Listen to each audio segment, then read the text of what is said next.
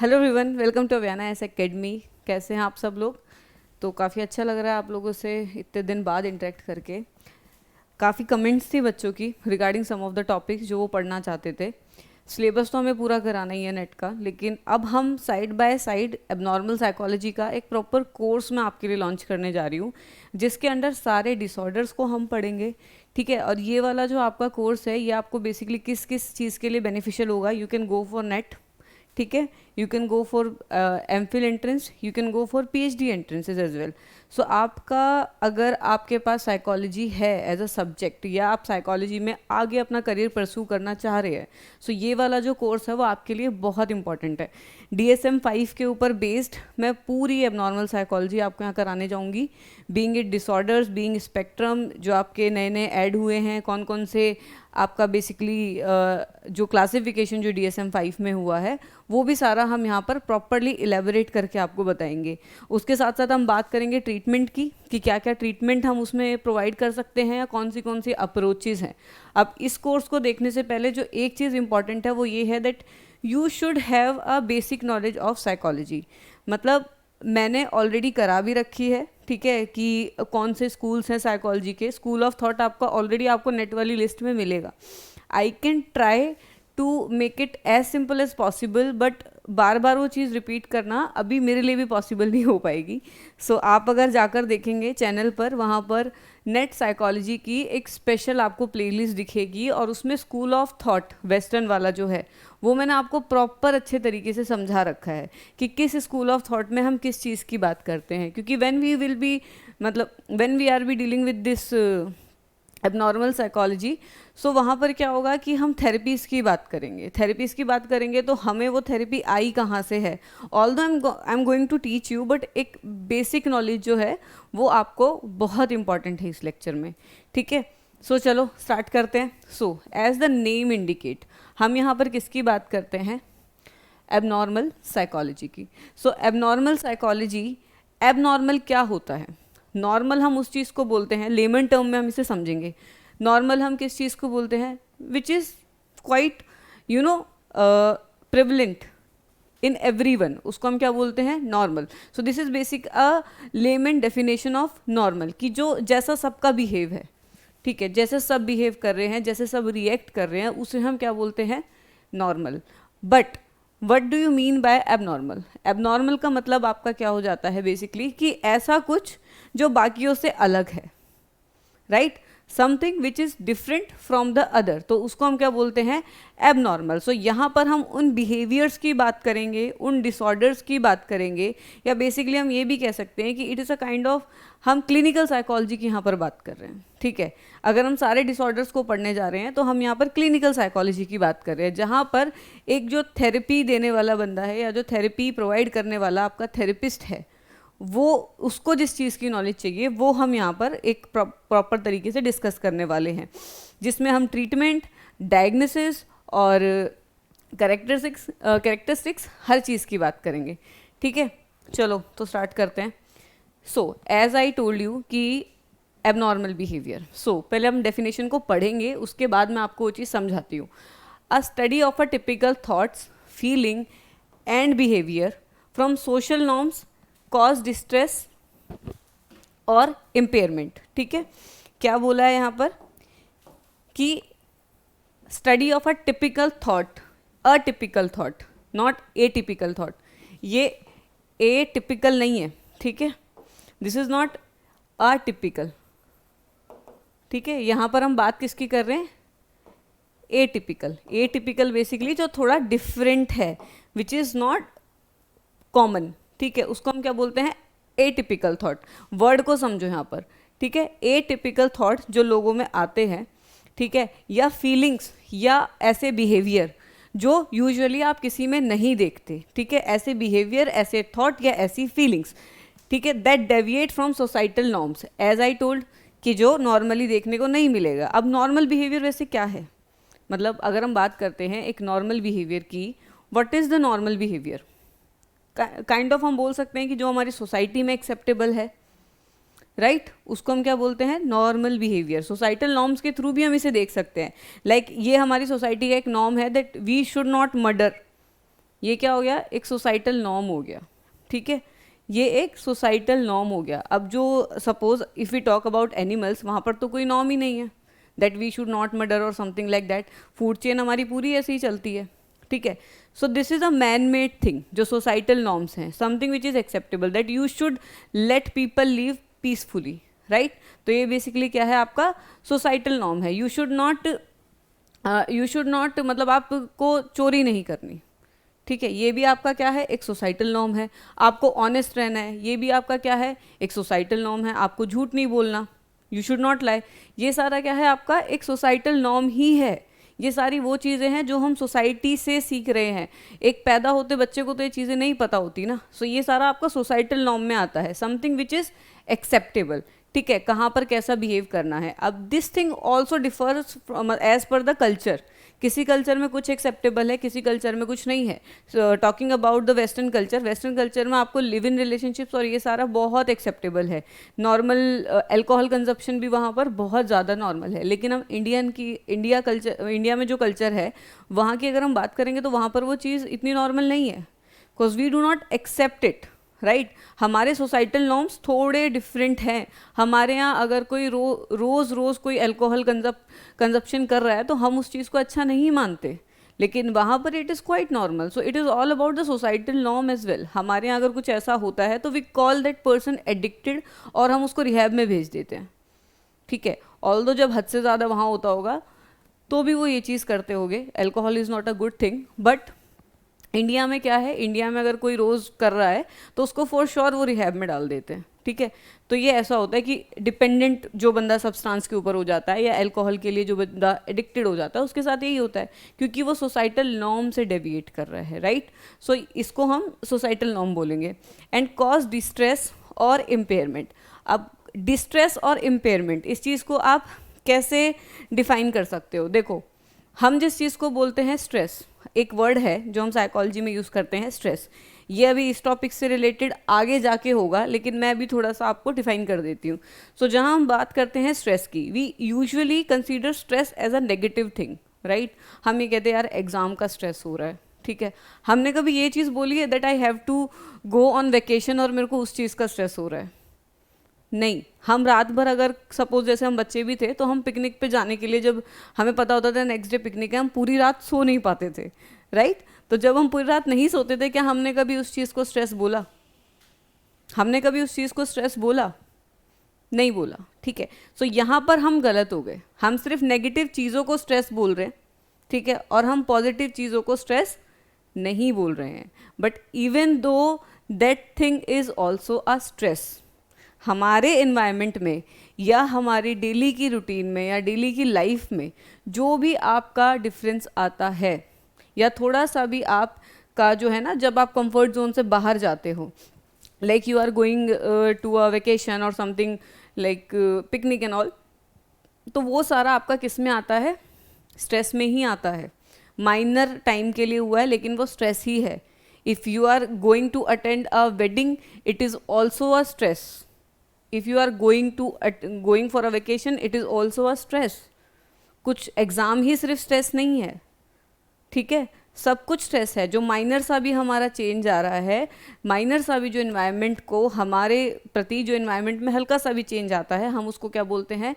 Stress ही होता है। अगर आप साइकोलॉजिकल पर्सपेक्टिव से उसे देखोगे, it's all about how you deal with it. Like speaking about, अगर आप एग्जाम स्ट्रेस की बात करते हो तो वहाँ पर आपको ना एनजाइटी थोड़ा नेगेटिव वे में लगती है। You want be studying, like paper की टेंशन है, पेपर की टेंशन है, वहाँ पर आप नेगेटिव वे में लेके जाते हो। लेकिन अगर हम बात करते हैं किसी की शादी है, स्ट्रेस तो वहाँ पर भी है ना, but like you are like running to the tailor, कपड़े स्टिच करा लेते हैं, कपड़े खरीद लेते हैं, मार्केट से जाते हैं, क्या है ये सब?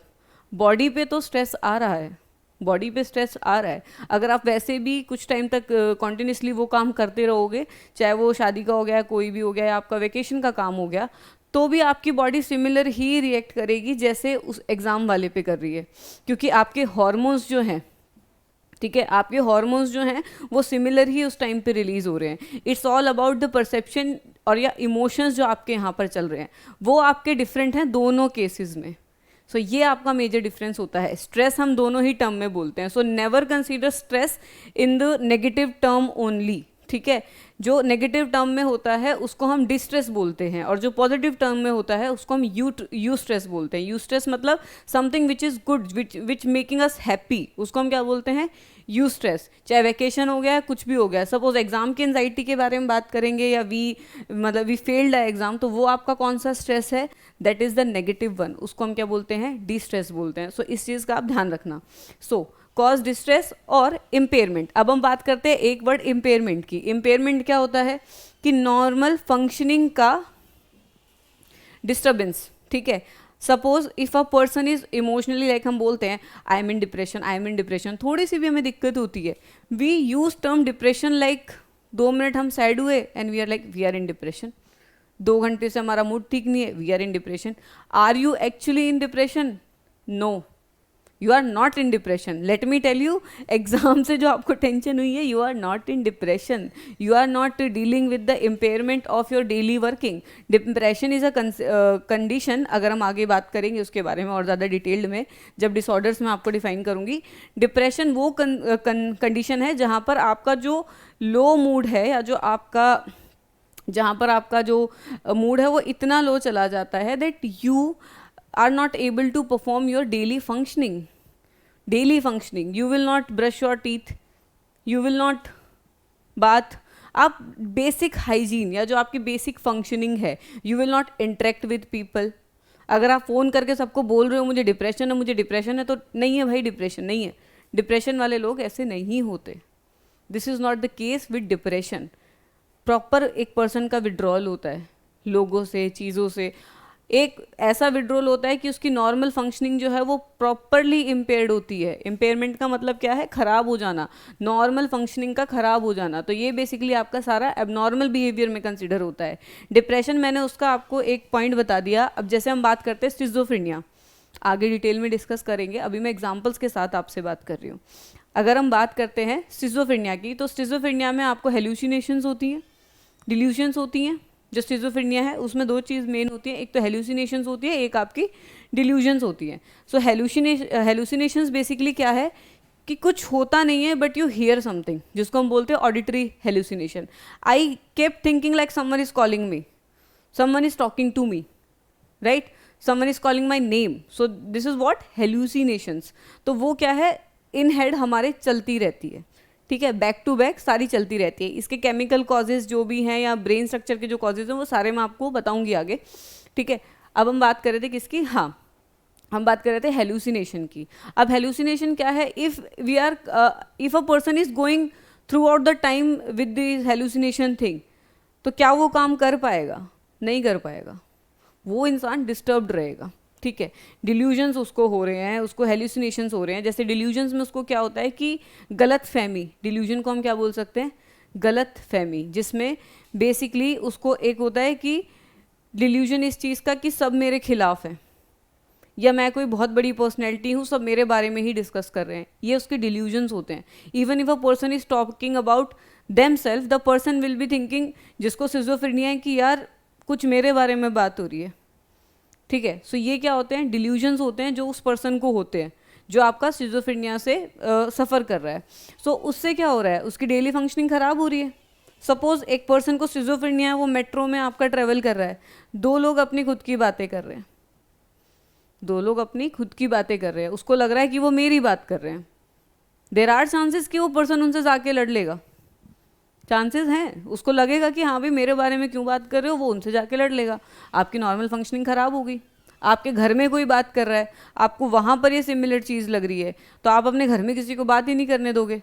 You are like people are planning plotting against me, ये चीज़ होती है। जो आपका स्किज़ोफ्रेनिया वाला पेशेंट होता है वो इन सब चीज़ों से डील करता है एक्चुअली में, तभी उसकी जो है चीज़ें, मतलब जो उसका डेली फंक्शनिंग है वो इम्पेयर हो जाती है, वो काम नहीं कर पाता। और जैसे कोई सब्सटेंस रिलेटेड जो डिसऑर्डर्स हैं, like people get dependent on alcohol, मैंने क्या बोला, डेली जो आपकी फंक्शनिंग है वो ख़राब होगी, उसमें भी इम्पेयरमेंट होगी।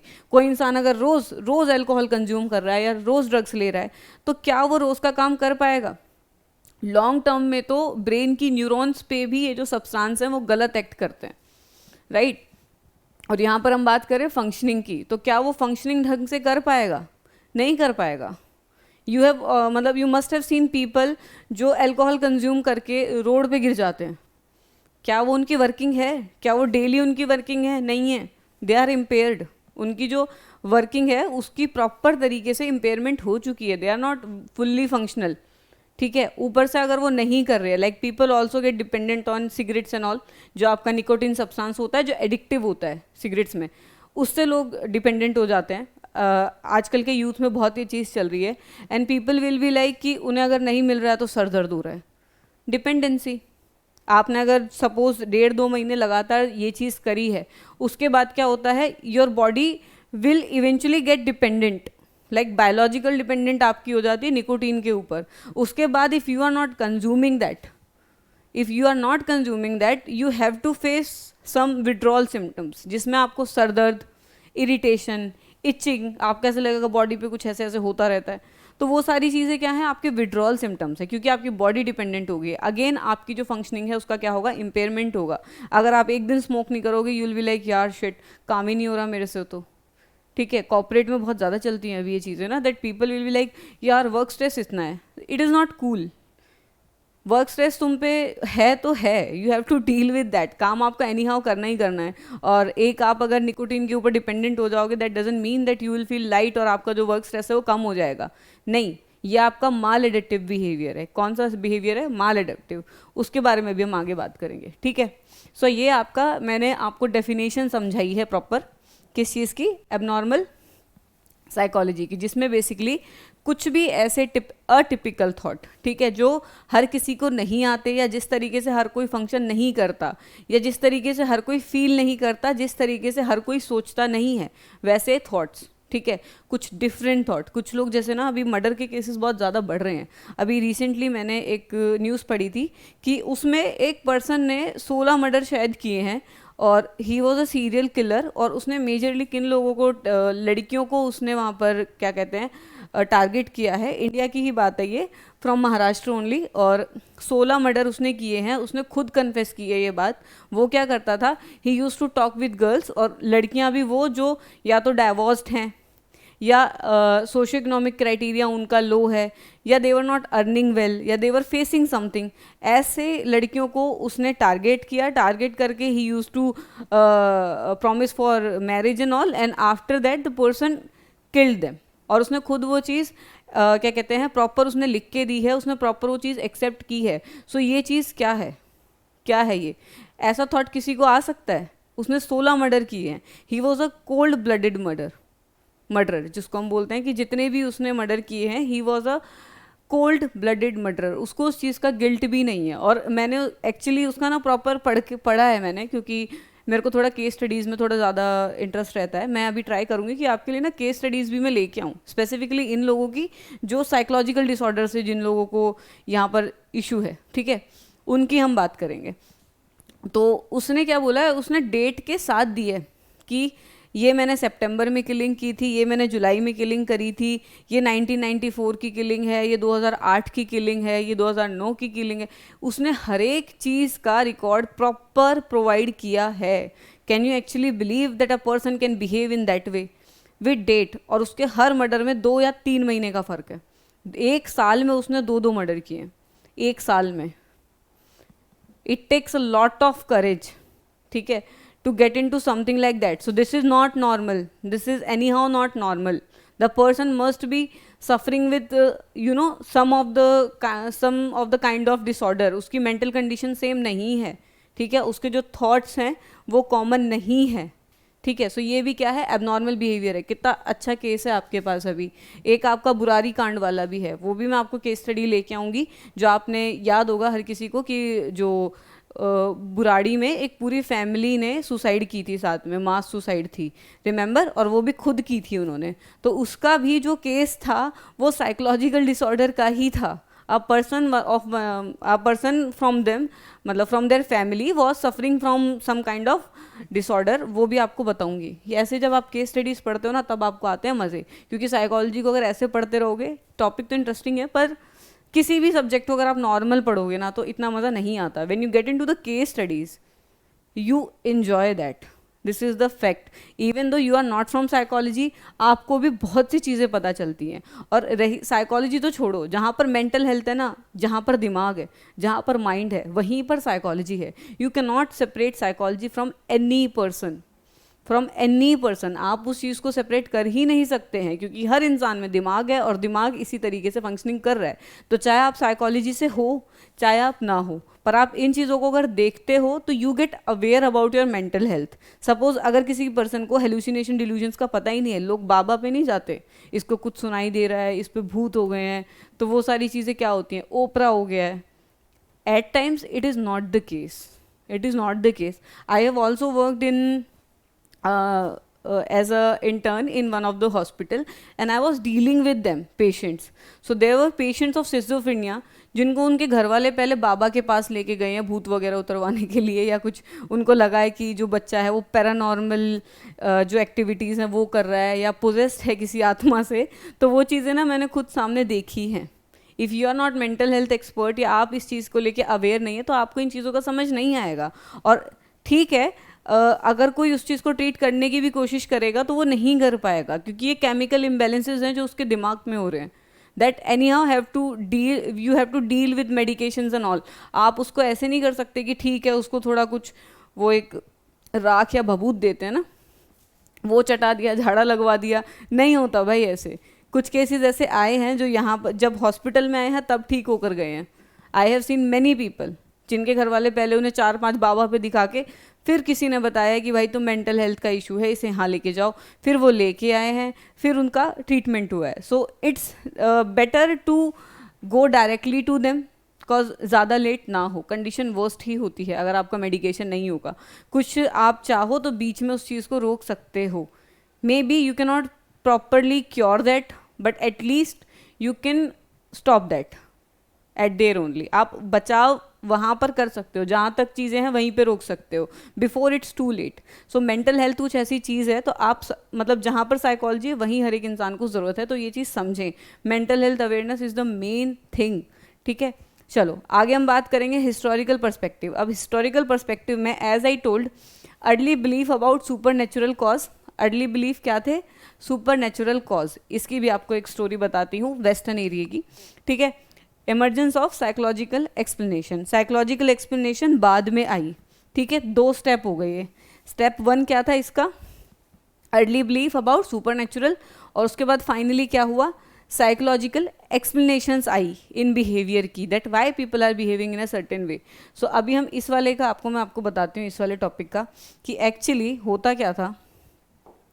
बताती हूँ, एक सेकेंड। होता क्या था कि हम ना ये मान के चलते थे, हम क्या, वेस्टर्न ग्रीक्स की बात कर रही हूँ मैं, ठीक है। वेस्टर्न सोसाइटी में उस टाइम पे ये चीज़ मानी जाती थी कि जो ये बिहेवियर्स हैं, एज आई टोल्ड, पैरानॉर्मल हैं, ठीक है। बॉडी में स्पिरिट्स हैं, ठीक है। एक पर्सन की बॉडी में स्पिरिट्स हैं, इस वजह से ये जो बिहेवियर है या जो भी एबनॉर्मल बिहेवियर एक पर्सन दिखा रहा है वो वैसे एक्ट कर रहा है कि एक पर्सन जो है वो पैरानॉर्मली स्पिरिट्स के थ्रू पोजेस्ड है, उसके अंदर किसी की आत्मा घुस गई है, ठीक है। तो हम ऐसा मान के चलते थे, ठीक है, जो वेस्टर्न्स ग्रीक थे। सॉरी, मैं हर एक चीज़ में हम यूज़ करती हूँ सो दैट रिलेटेबल थोड़ा ज़्यादा हो, मेरा टीचिंग स्टाइल ही ऐसा है। आई ऑलवेज, इवन जब मैं खुद पढ़ती थी तब भी मैं हम ही यूज़ करके पढ़ती थी। When you relate things to yourself you are able to understand them more, ठीक है। खुद से रिलेट करके पढ़ोगे ज़्यादा समझ आएगा, एग्जाम्पल, केस स्टडीज़ सब उठा के पढ़ो। लेकिन जब आप बात करो when we are dealing with theories and all, तो हम उसमें ये कहते हैं कि हम मानते थे, ये करते थे, तो वहाँ पर ना चीज़ें ज़्यादा यहाँ जाती हैं। लाइक अगर मैं किसी और के पर्सपेक्टिव से पढ़ूंगी ना तो थोड़ा पढ़ने में हल्की सी दिक्कत आ जाती है, मानो चाहे मत मानो, ईजिली आप रिकॉल नहीं कर पाते। But when you related to yourself, like हम ये मानते थे, हम ये करते थे, एंड हम भी बोलने में क्या दिक्कत है, वो all of us are psychologist, जो भी पढ़ रहे हैं या जो भी कर रहे हैं, ठीक है, और हम सारे इंसान ही हैं, तो हम ही मानते थे। चलो आगे आते हैं, ठीक है। सो इसमें अर्ली बिलीफ आपके क्या थे? अर्ली बिलीफ वॉज कि सुपर नेचुरल कॉजेज़ हैं। तो इस टाइम पे बॉडी में स्पिरिट मानते थे, और ये मानते थे कि अगर हम बॉडी में, सर में, स्कल में छेद कर देंगे, ठीक है, स्कल में एक ट्यूब लेके उससे प्रॉपर यहाँ पर, जैसे सपोज एक पर्सन का सर है, ठीक है, तो इसमें यहाँ पर ऐसे होल कर दिया जाता था, ठीक है। सॉरी फॉर द ये जो भी हमारी ड्राइंग है, ठीक है, this is just for the example, don't take it seriously. अब सपोज ये कोई पर्सन है, तो हम उसके सर में ना यहाँ पे स्कल में ऐसे छेद कर देते थे, स्कल में, समझ रहे हो, स्कल में, हड्डी में अंदर, इसमें छेद कर देते थे, और हम क्या मानते थे कि जो भी इविल स्पिरिट है, जो इसको ऐसा बिहेव करने की कोशिश करा रही है, या जिस वजह से बंदा ऐसा बिहेव कर रहा है, वो यहाँ से निकल गई। ये एक्चुअल में एक टाइम था जब लोग ये चीज़ मानते थे और ये चीज़ होती थी। अब वो पर्सन जो था उसके बाद सर्वाइव करता था नहीं करता था उसके बारे में मेरे को नॉलेज नहीं है, और क्योंकि मेरे को ये पढ़ के बड़ा क्रीपी सा साउंड किया था कि पीपल यूज टू थिंक कि यहाँ से जो चीज़ है, अब इस वाले इसको जो स्कल में छेद हो गया है, इससे आपकी क्या है, अब जो आपकी इविल स्पिरिट है वो चली गई है, ठीक है। फिर इसको हम बोलते क्या थे, अब आयरनी पता है क्या है, कि इस चीज़ का नाम भी है इसको हम बोलते थे क्या, इसको हम बोलते थे फ्रेनोलॉजी।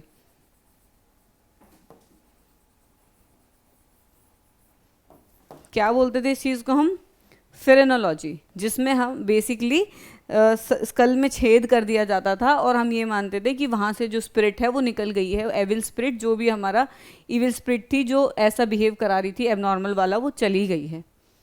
क्रीपी साउंड कर रहा है, कितने लोगों को ये चीज़ नहीं पता थी, कितने लोग हैं यहाँ पे जिसको ये चीज़ नहीं पता थी, कमेंट करना, क्योंकि ये चीज़ ना बड़ी क्रीपी साउंड करती है जब आप फर्स्ट टाइम इन चीज़ों को सुनते हो तो, ठीक है।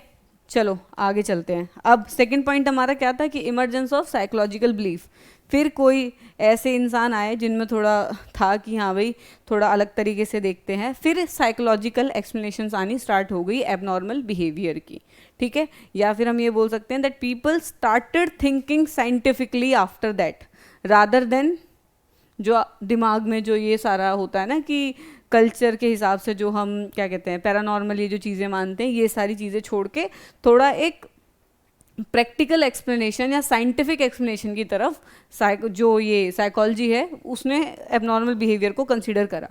अब सबसे पहले हम देखते हैं criteria of abnormality. First slide पे ही सब समझा चुकी हूँ मैं। अब क्या होगा कि लेक्चर आपके लिए आगे बहुत इजी हो जाएगा, और अगर ये वाला लेक्चर आपने प्रॉपर देख लिया ना, आई एम टेलिंग यू, पूरी एबनॉर्मल साइकोलॉजी बहुत इजी हो जाएगी, क्योंकि when the introductory lecture is happening, it's my duty to make you understand every concept, not in detailed one, but at least आपको हर चीज़ का ना इंट्रोडक्टरी लेक्चर का मतलब क्या होता है, कि आपको हर चीज़ का एक्चुअली इंट्रोडक्शन मिल जाए कि ये टर्म जो है एग्जिस्ट करती है, ये जो है इसमें कुछ ऐसा होता है। लाइक मैंने फर्स्ट स्लाइड पे ही आपको डिप्रेशन, सिजोफ्रेनिया का थोड़ा थोड़ा सब कुछ बता दिया है, ठीक है। अब जब हम डिटेल में DSM-5 पढ़ेंगे ना तब मज़ा आएगा, क्योंकि आपको खुद पता है कि यहाँ पे ये होगा या यहाँ पे ये होगा। या दूसरी चीज़ हम ये भी कर सकते हैं कि सेकंड लेक्चर में आपके लिए थेरेपीज़ का ले आती हूँ, क्योंकि once we are done with therapies तो हम कहाँ पर कौन से डिसऑर्डर में क्या थेरेपी अप्लाई करनी है वो भी हम जान सकते हैं। या हम ये चीज़ कर सकते हैं कि बाय डिसऑर्डर हम चलते रहें, उसका जो भी क्या कहते हैं आपका जो भी ट्रीटमेंट है या डायग्नोस्टिक है वो साथ साथ कर लें। सो दोनों ही अपने पास ऑप्शन है, ठीक है। सो चलो क्राइटेरिया देखते हैं हम एबनॉर्मलिटी का। अब हम कब बोलते हैं कि एक पर्सन एबनॉर्मल है? फर्स्ट चीज़ क्या हो गई, डेविएशन फ्रॉम नॉर्म्स। जैसा मैंने आपको बताया, नॉर्म्स बेसिकली क्या हो गए आपके सोसाइटल नॉर्म्स जो लोगों ने बनाए हैं कि एक पर्सन को नॉर्मल कैसे बिहेव करना है, तो वो क्या है सोसाइटल नॉर्म। जैसे देखो सबसे बड़ी एग्जांपल बताती हूँ आपको इस चीज़ का। इनिशियली जो आपका ये होमोसेक्सुअलिटी है, अभी तो LGBTQ जो है वो प्रॉपर आपका क्या कहते हैं लीगल है, लेकिन इनिशियली क्या होता था, ये जो आपका होमोसेक्सुअलिटी है इसको एज अ क्या देखा गया है, disorder. Homosexuality was considered as a disorder before this, ठीक है। क्या माना जाता था, डिसऑर्डर माना जाता था। Why so, deviation from the norms. क्यों डेविएशन फ्रॉम द नॉर्म्स? अब इस टॉपिक को बहुत क्लियर कट आपको थोड़ा समझाती हूँ मैं, क्योंकि साइकोलॉजी में क्या है कि you have to put your guards a bit down to understand the concepts, ठीक है। क्योंकि ह्यूमन नेचर जो है उसमें हम हर चीज़ को कंसीडर करेंगे। देर इज़ नो मतलब आई can not skip the thing कि ये होमोसेक्सुअलिटी हम पहले कंसीडर करते थे अब नहीं करते। I have to speak out about it, ठीक है। सो डेविएशन फ्रॉम नॉर्म्स में इनिशियली हम होमोसेक्सुअलिटी को क्या है, हम क्या कंसीडर करते थे, आपका एक एबनॉर्मल बिहेवियर कंसिडर करते थे, इसीलिए उसे एज अ डिसऑर्डर देखा जाता था। लेकिन अब ये चीज़ जो है वो लीगल हो गई है, ठीक है, पीपल हैव अंडरस्टूड कि दिस इज़ नॉर्मल, ठीक है, so we can not consider that as abnormal, ठीक है। इनिशियली ये चीज़ होती थी, क्यों होती थी, क्वेश्चन ये है क्यों होती थी। इसका सबसे बढ़िया एग्जांपल है आपका सोसाइटल नॉर्म्स, क्योंकि सोसाइटी हमारी क्या नॉर्म बनाती है, a male should get married to a female, यही सोसाइटल नॉर्म्स है जो हम जानते हैं, ठीक है, a male should get married to a female, plus हमने वहाँ पर बायोलॉजिकल सेक्स और जेंडर में कोई डिफरेंस ही नहीं किया था, ठीक है। हम क्या मानते थे कि जस्ट बिकॉज द पर्सन, देखो बायोलॉजिकल सेक्स आपका क्या होता है, बायोलॉजिकल सेक्स इज बेसिकली जो आप बाय बर्थ हो, सपोज बाय बर्थ एक लड़का होता है XY, ठीक है, और एक लड़की क्या होती है XX, यही क्रोमोसोम्स हैं हमारे जो बाय बर्थ होते हैं, ठीक है, ये आपका मेल में, ये आपका फीमेल में, जिसको हम बेसिकली, ये इनका क्या है, बायोलॉजिकल सेक्स है, क्या है ये,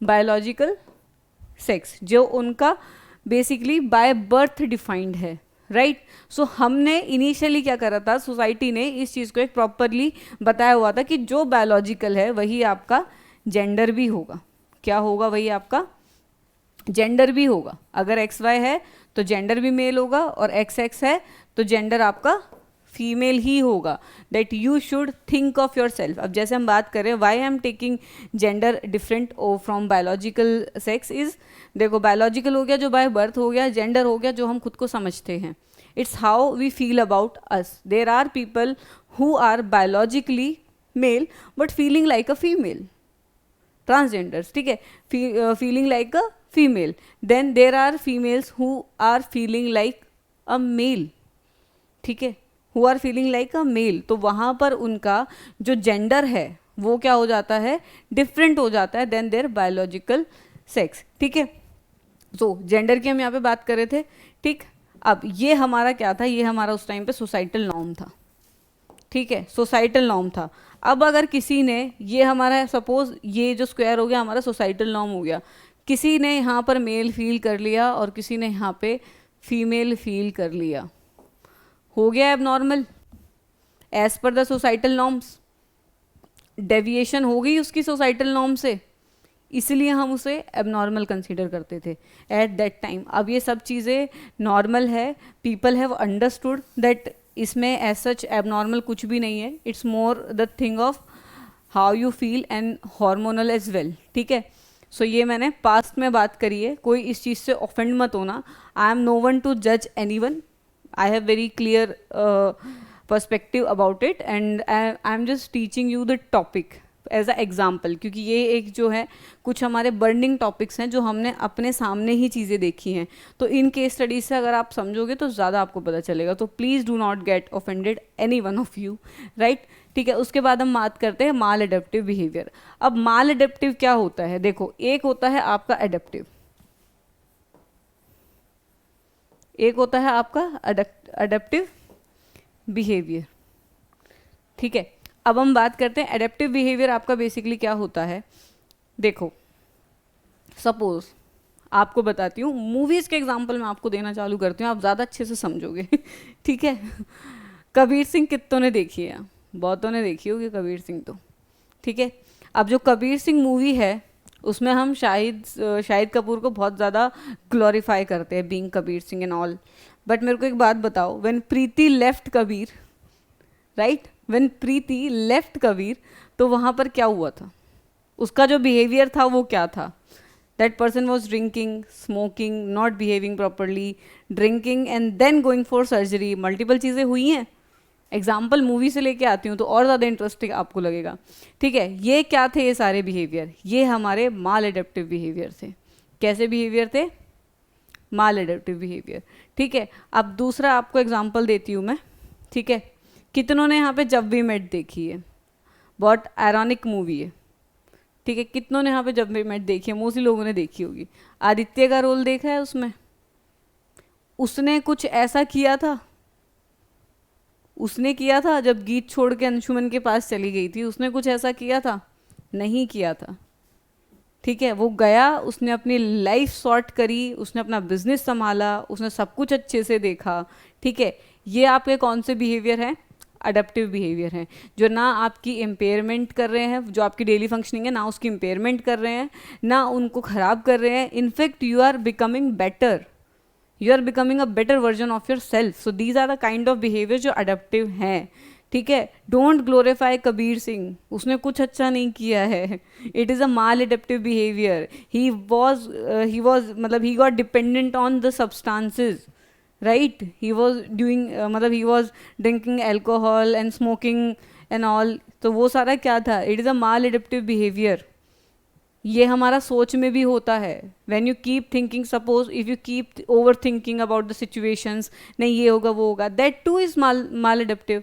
एक लेवल तक ठीक है, ठीक है, लेकिन excess of overthinking is maladaptive, क्योंकि आपको स्ट्रेस होगा तो आप एंजाइटी होगा तो आपको स्ट्रेस डिसऑर्डर, मल्टीपल चीज़ें आपके आगे आगे चलती रहती हैं. और आपकी जो बॉडी है स्ट्रेस में ऐसे हार्मोन्स जो आपको प्रोवाइड करती है, उससे आगे जाके आपको heart disease, cancer, diabetes, ulcers, ये सारी चीज़ें होने की वो होती हैं, क्या कहते हैं, चांसेस जो हैं वो उसके बढ़ जाते हैं.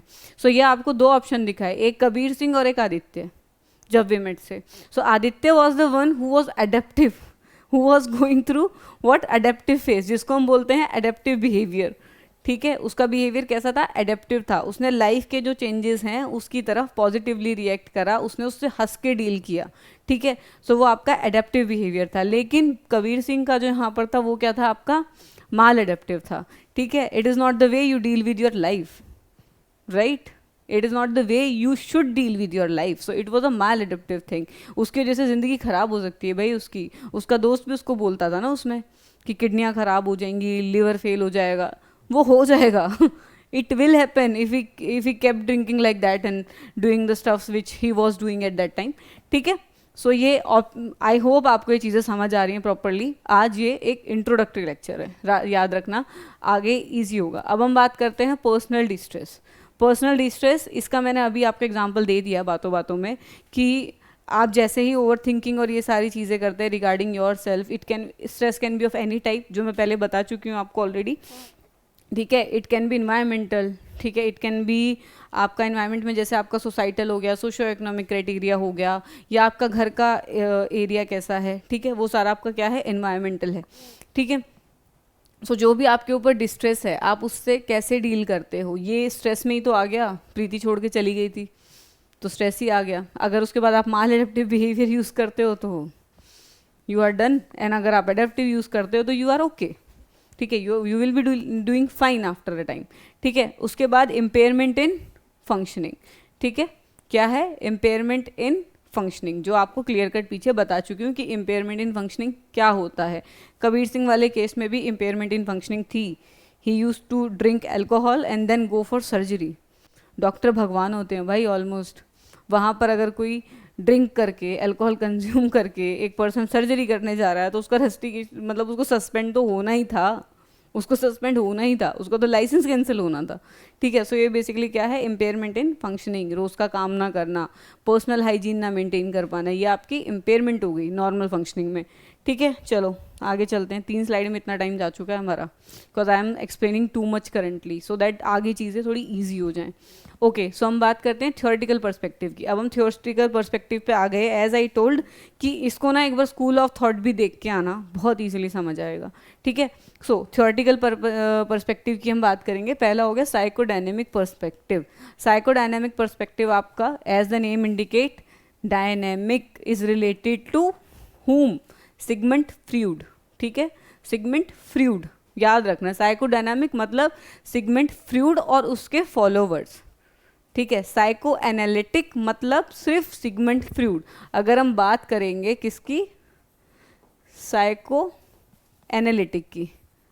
ठीक है, तो यहाँ पर हम बात करेंगे सिर्फ सिगमंड फ्रूड की. लेकिन अगर हम बात करेंगे साइकोडायनामिक की तो यहाँ पर हम बात करेंगे फ्रूड प्लस फॉलोवर, जिसमें आपके एल्फ्रेड एडलर हो गया. ठीक है, कैरन हॉर्नी हो गया. ठीक है, और कौन थे बताओ? कार्ल यूंग हो गया. तो साइकोडायनामिक में हम सबको कंसीडर करते हैं, जितने भी आपके लोग थे, चाहे आपका एल्फ्रेड एडलर हो गया, कार्ल यूंग हो गया, ठीक है, कैरन हॉर्नी हो गए, तो इन सबको हम उसमें कंसीडर करते थे. लेकिन साइको एनालिटिक में हम सिर्फ किसकी बात करेंगे? फ्रूड की। ये चीज़ याद रखना, ये डिफरेंस है डायनामिक और एनालिटिक में, लोग कंफ्यूज कर देते हैं। ठीक है, चलो अब इसमें हम क्या चीज़ पढ़ते हैं, एक चीज़ हमें ये बताओ, क्या चीज़ हम इसमें पढ़ते हैं? Everything is all about unconscious. Freud को क्रिटिसाइज ही इस बात पे किया जाता है कि भाई तुम तो हर चीज़ को अनकॉन्शियस से जोड़ देते हो। उन्हें उनके जो आगे कार्ल यूंग आए थे, नेक्स्ट साइको जो एनालिटिक साइको डायनामिक में जो नेक्स्ट आए थे वो कार्ल यंग आए थे। तो कार्ल यंग ने भी यही चीज़ बोली थी, भाई इतना कौन इसके ऊपर फोकस करता है कि जो कुछ है सब अनकॉन्शियस से हो रहा है। Even you are going through a leg pain, it is because of unconscious conflict. Even you are going for headache, it is because of unconscious conflict. ठीक है, सो उसने हर चीज़ जो है जो हमारे ये थे सिगमंड फ्रूड जी थे, इन्होंने हर एक चीज़ को अनकॉन्शियस से रिलेट किया था। 3 तरीके का इन्होंने बताया था, इड, ईगो, सुपर ईगो। ठीक है, इड इज़ द वन जो आपका इंस्टिंक्ट बेस चलती है, please go and watch basics. ठीक है, तो इड आपका बेसिकली क्या होता है, वैसे आगे बता दूंगी, टेंशन मत लो, जब थेरेपीज होंगी तो प्रॉपर तरीके से समझा दूंगी। ठीक है, यही कोर्स देख लो, कोई दिक्कत नहीं है, थोड़ा सा तो आइडिया होगा। साइकोलॉजी पढ़ी होगी यार ग्रेजुएशन में, नहीं तो मास्टर्स में पढ़ी होगी, इतना तो याद होगा। ठीक है, सो 3 उन्होंने दिए थे, क्या दिया था? इड हो गया, फिर आपका ईगो हो गया, ठीक है, और उसके बाद आपका क्या हो गया? Super ego. सुपर ईगो आपका कौन है? एक सेकेंड रुको यार, स्पेस कम पड़ गया मुझे। ठीक है, क्या हो गया यहाँ पे? एक तो आपका इड हो गया, फिर आपका क्या हो गया? ईगो हो गया, फिर आपका क्या हो गया? Super ego. क्या हो गया आपका? Super ego. अब हम बात करेंगे सुपर ईगो क्या है, इड क्या है और ईगो क्या है। जहाँ पर हम बात करते हैं इड की, बच्चे को देखा है एक बच्चा कैसा होता है, ये चीज़ चाहिए तो ये चीज़ चाहिए। ठीक है, उसको ये नहीं पता वो चीज़ एक्चुअली में मुझे चाहिए भी या नहीं चाहिए, वो रियलिटी प्रिंसिपल पे नहीं चलता, जिद जिसे हम बोलते हैं। ठीक है, मेरा मन कर रहा है तो मैं करूँगा। अभी ये मर्डर वाला केस बताया, 16 मर्डर करे हैं, उसका मन कर रहा था उसने कर लिया, he was totally it driven. उसने सोचा ही नहीं सामने वाले के साथ क्या हो रहा है। भाई सामने वाले की तो ज़िंदगी जा रही है, किसी की माँ है, किसी की बहन है, किसी की बेटी है, कुछ भी हो सकती है वो। उसने कुछ नहीं सोचा, उसको प्लेजर मिल रहा था मारने से तो उसने मारा। सो ये इड है। क्या है ये? इड है इस केस में, जहाँ पर एक पर्सन टोटली इड ड्रिवन है। He does not care about the societal norm, he does not care about the rationality, he does not care about the morality, he only cares about his pleasure. मुझे अच्छा लग रहा है, मैंने कर दिया। तो ये आपका क्या होता है? इड होता है। अब ऐसा नहीं है कि एक पर्सन हर टाइम इड पे या ईगो पे या सुपर ईगो पे वर्क करता है, नहीं होता ये चीज़। मैं ये नहीं बोलूँगी कि मेरे में सिर्फ ईगो है। देयर आर टाइम जब मैं बोलती हूँ कि नहीं मेरे को ये चीज़ खानी है, maybe it is societally acceptable. There are time when you will be like it's 1 o'clock in the night and you will be like oh shit I want to eat ice cream, और आप उस craving को control नहीं कर पा रहे हो, you are ordering it online क्योंकि आप बाहर नहीं जाओगे रात में। ठीक है, या आप ऐसे जब कर रहे हो कि नहीं मेरा मन कर रहा है मैं तो कर लेती हूँ, मेरा मन कर रहा है मैं आइसक्रीम खा लेती हूँ। सो वो जो मन कर रहा है ना, दैट इज़ इड। वो जो मन हमारा कह रहा है कि हमें इससे मज़ा आएगा, आइसक्रीम खा लेती हूँ, तो वो क्या है? इड है। लेकिन अब हम बात करते हैं ईगो की। देखो दिक्कत कहाँ पे आती है, तीनों चीज़ें बैलेंस में चलती हैं हमारी लाइफ में और वो हमें करना भी चाहिए, इड, ईगो, सुपर ईगो। दिक्कत कहाँ आती है? या तो हम प्रॉपरली इड ड्रिवन हो जाएं, ठीक है, या हम टोटली ईगो ड्रिवन हो जाएं, या हम टोटली सुपर ईगो ड्रिवन हो जाएं। यहाँ पर क्या दिक्कत हो जाएगी? That we will be stick to a single thing. Id वाला क्या है? वो मर्डर वाला केस हुआ, मेरे को प्लेजर मिल रहा है मैं काम करूँगा, भाई मुझे नहीं फ़र्क पड़ता तुम्हें क्या फील हो रहा है, तुम मर रहे हो तुम मरो, तुम्हारा खून बह रहा है बह जाए तो वो क्या है? इड। ठीक है, अपने प्लेजर के लिए। अगर हम बात करें ईगो की तो वो पर्सन रैशनल होगा। रैशनल का मतलब क्या? ठीक है मेरा आइसक्रीम खाने का मन कर रहा है बट अभी रात के 1 बजे हुए हैं, I can not order online as well, सुबह खा लूँगी, सुबह खा लूँगी। वो क्या हो गया आपका? ईगो। यहाँ पर जो मेरी डिमांड्स हैं वो रैशनल है। I am not throwing tantrum, नहीं मेरे को रात को ही आइसक्रीम खानी है, मैं नहीं रह सकती, ये तो नहीं हो पाएगा। वो क्या है आपका? रैशनल है। अगर सपोज एक बार कई लोग होते हैं ना धमकी दे देते हैं, मैं तेरे को जान से मार दूंगा, पर हर कोई मार थोड़ी देता है, नहीं मारता, ये रैशनल है। इड में उसने वो धमकी दे दी है लेकिन उसको इतना दिमाग इधर है, ही इज़ रैशनल इनफ कि वो नहीं मार रहा जाके, तो वो आपका क्या है? ईगो वहाँ पर बीच में आ गया है। ठीक है, उसका जो ईगो है वो सोच उसके बीच में आई है कि नहीं भाई नहीं मारना, ठीक है, सो वो क्या है, ईगो बीच में आ गई है। अगर मार देता तो इड पे ही काम कर रहा था, ठीक है। फिर हम बात करते हैं सुपर ईगो की। सुपर ईगो क्या होता है, it is basically morality principle. ये आपका प्लेजर वाला हो गया, मेरे को अच्छा लग रहा है मैं करूँगा, ये आपका रैशनल हो गया, ठीक है। अब ये आपका क्या है, मोरल। मोरल क्या है, सबका भला, a person who thinks about every one, वो क्या है, मोरल, ठीक है। अगर मैं ये बोलूँ मेरे को आइसक्रीम, यार आइसक्रीम में तो कैलोरीज होती हैं, it is not good for health, और मेरे को क्या, तुम्हें भी नहीं खानी चाहिए अगर ये बातें मैं बोलूँ तो it is a moral thing, ठीक है। We are dealing with what, moral thing. यहाँ पर हमारी मोरलिटी उसका आंसर कर रही है कि नहीं मेरा गला ख़राब है यार, आइसक्रीम नहीं खानी, ठीक है। या आइसक्रीम में कैलोरी बहुत होती है, आइसक्रीम पता नहीं कैसी फैक्ट्री से बनी है, वो सारी चीज़ें क्या होती है, moral. When we think about the higher universal level principle, जैसे डाइट और ये सब का अगर मैं ध्यान दूँ, no I will eat only sattvic food, मैं कुछ भी नहीं खाऊंगी, या आइसक्रीम बाहर का, चिली पटेटो, मैं कुछ नहीं खाऊंगी, तो वो हमारा मोरल प्रिंसिपल पे हम चले गए। किस पे चले गए, मोरल पे। So if you are dealing with totally from superego, you will become a saint. सबकी अपनी ज़िंदगी है, सबका अपना तरीका है जीने का। I am no one to interfere, I am no one to interfere, या सबका भला करो, या जो आपकी प्रीचिंग्स होती हैं जो बड़े बड़े गुरुजी देते हैं, या जो मतलब टोटली आप सिर्फ मोरालिटी पे चल रहे हो, for human good, universal principle. You are not eating non veg, why so, ये क्या हो जाएगा, मोरल प्रिंसिपल पे चलना। सपोज एक इंसान है, जैसे मैं बोलती हूँ that I never talk about people's food habit, although I am totally vegetarian, but I never talk about anyone's food habit.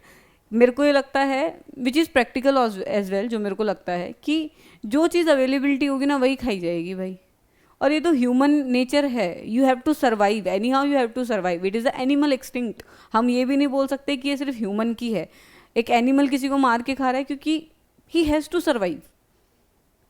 Life is all about the survival, right. So मेरा तो यही पॉइंट है। अब जैसे suppose हम बात करते हैं, नॉन वेज की बात कर लेते हैं। यहाँ पे एक पर्सन ऐसा हो गया कि वो इंसानों को भी मार के खा रहा है, केसेस आए हैं ऐसे, ठीक है।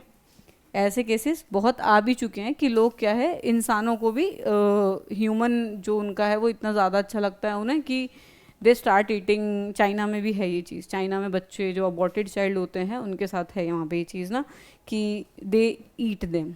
सॉरी टू, आपको काफ़ी अजीब लगेगा सुन के, बट दे ईट देम, ये फैक्ट है, ठीक है।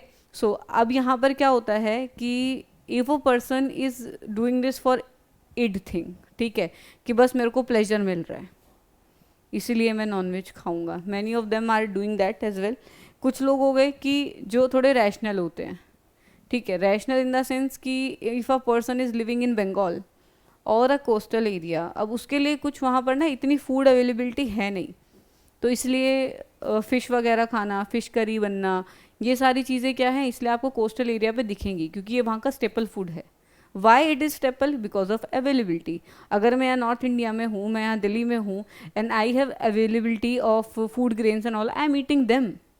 वहाँ पर फूड ग्रेन है बट वहाँ पे मच्छी जो है या जो आपकी फ़िश है उसकी अवेलेबिलिटी बहुत ज़्यादा है, तो वो उस तरीके से उनकी फूड हैबिट बन गई। सिमिलैरिटी अगर कोई मोरल पे चला जाता है, ठीक है, मोरल पे अगर कोई चला जाता है तो हिल भी लाइक नहीं, जैसे जैन होते हैं, जैन होते हैं वो मुंह पे पट्टी बांध के रखते हैं।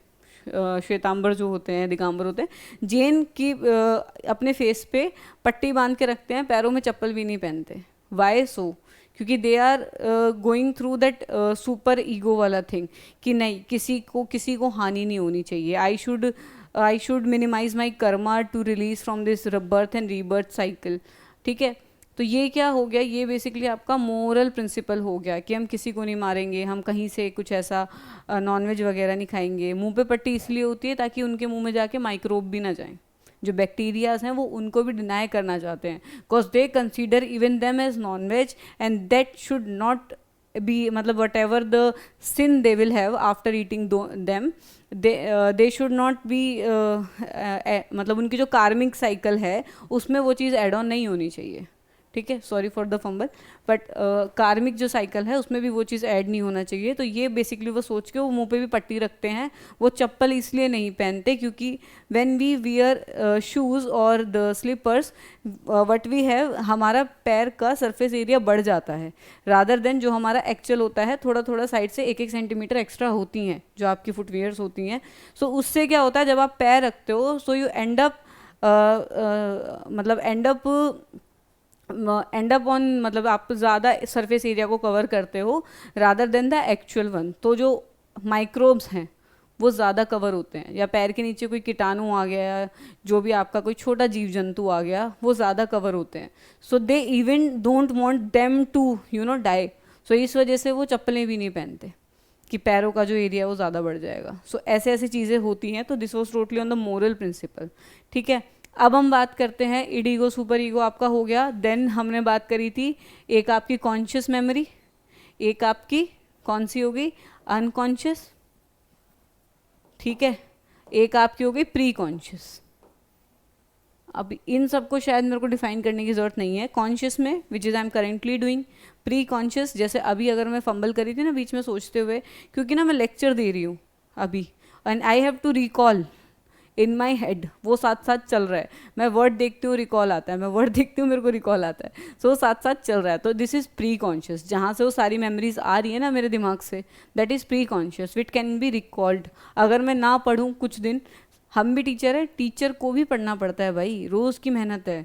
डोंट थिंक कि हम एक बार पढ़ लेते हैं and we are like oh we are done with it. नहीं भाई, जितनी मेहनत आपकी है उतनी मेरी भी है। ये लेक्चर अगर बना है, ये पीपीटी अगर बनी है, तो हर एक वर्ड को देख के मैं खुद रिकॉल करती हूँ, चाहे मैं जाके बुक ना पढूं। अगर कुछ चीज़ नहीं याद आ रही तो फिर मैं बुक पढ़ती हूँ।